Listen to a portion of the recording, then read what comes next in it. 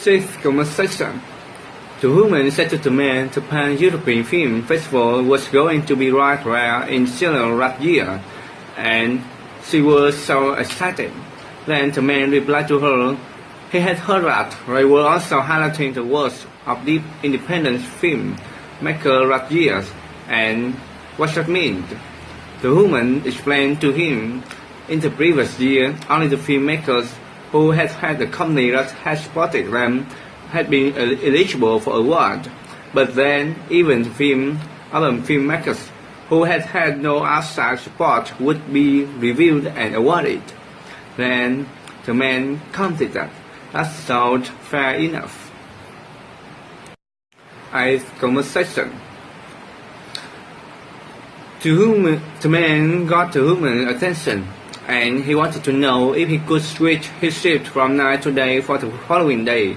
He had a really important interview for the night after. Then the woman wanted to know who was going to be working the following day. Phil. Then the man replied to her, it was Phil, and he had already asked him if he would be work during the night for him, and he had agreed. Then the woman replied to him, she suggested, remembering that today's menu was different from the night's menu, right? And she suggested looking through the menu that night so that she knew what the customer might order the following day. She would leave her mobile phone number in case he had any questions. Ninth conversation. The woman said to the man the color of that pant was not what the customer requested. Then the man stated, missing some more than.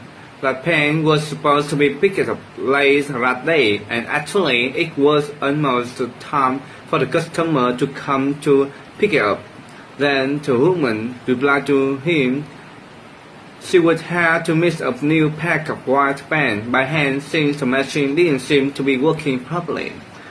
Then the man agreed with her. He cut it. Go ahead, and he started doing it as fast as she could, and if they didn't get it done on time, they might have to give the customer another discount like the last time. Conversation. The woman wanted to know if they could put that advertisement in the newspaper by that weekend. Then the man commented that for that advertisement to be put in the newspaper by that weekend, and that it had to be submitted by that Thursday, and that would be really hard to do. Then the woman agreed with him.